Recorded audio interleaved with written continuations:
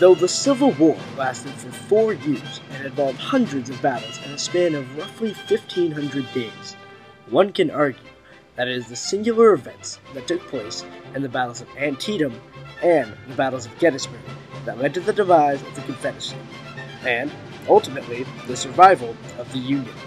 How can two separate battles, taking up only 5 days of the war, have such an incredibly negative impact on the South?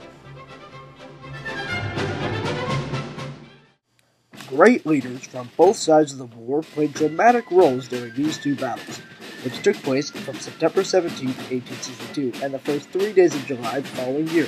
President Abraham Lincoln and General Robert McClellan represented the North, while in the South, Confederate President Jefferson Davis, Major General Robert E. Lee, and General Thomas Stonewall Jackson were strategizing to defeat their Northern counterparts. The year 1862 began with high hopes for President Lincoln and the North that the Confederate capital at Richmond, Virginia, would be captured, and the war brought to a unanimous victory for the Union.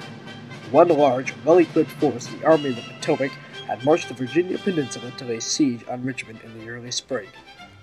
Other smaller commands had remained in northern Virginia and the Shenandoah Valley to maintain security for the federal capital. However, instead of Union success, the early spring and summer saw a string of Confederate victories in Virginia.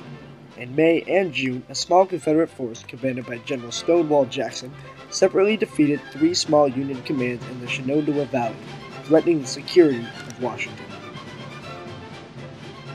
During the early summer of the 7 Days battles, the Army of the Potomac was driven back from the Confederate capital by the Confederate Army of Northern Virginia, commanded by General Robert E. Lee. Lee's army then marched north and in late August defeated the Army of Virginia at the Battle of Second Bull Run, 35 miles south of the Union capital. As summer came to an end, the Union had not captured Richmond, and the Confederates appeared poised to capture Washington. On September 16, 1862, General George McClellan and his Union Army of the Potomac confronted Robert E. Lee's Army of Northern Virginia at Sharpsburg, Maryland. This would be the beginning of the bloodiest day in American history.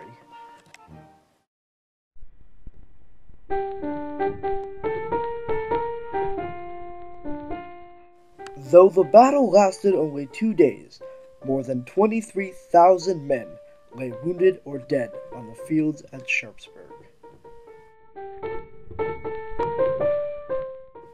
Lee's army continued to fight through the 17th, until finally the Army of the Potomac had pushed the Confederates out of Maryland.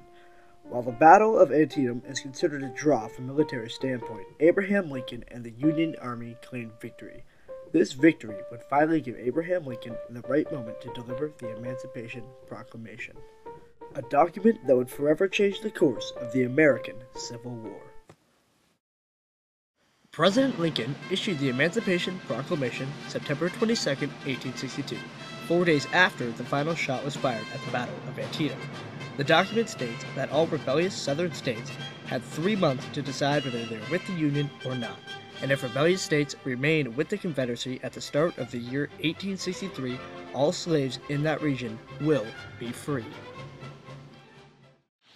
July 1st was the first day of the battle at Gettysburg, and these old train tracks and Cemetery Ridge is where the majority of the battles occurred, and the following 3 days are known as the bloodiest days in American history.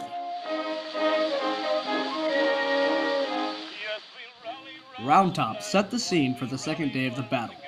Throughout the day, the death toll climbed to all-time highs. During the 3 days of this bloody battle, close to 50,000 men were killed or wounded. The great loss of men and supplies greatly affected the Confederate troops, who, under Robert E. Lee, were no longer fit to continue their march north. The morale of the South was never the same to the end of the war, and the Confederates had a somber march home. 7 years ago, President Lincoln spoke these words at the Gettysburg Address the first week of November, 1863. Our fathers brought forth on this continent a new nation, conceived in liberty, and dedicated to the proposition that all men are created equal. Now we are engaged in this great civil war, testing whether that nation, or any nation so conceived and so dedicated, can long endure. We are met on a great battlefield of that war.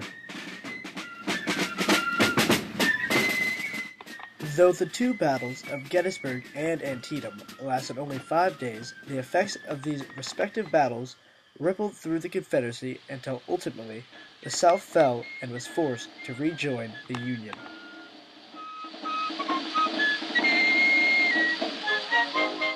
The Emancipation Proclamation freed Southern slaves and allowed for blacks to join the Union, while the Battle of Gettysburg proved that the South would never win in Union territory.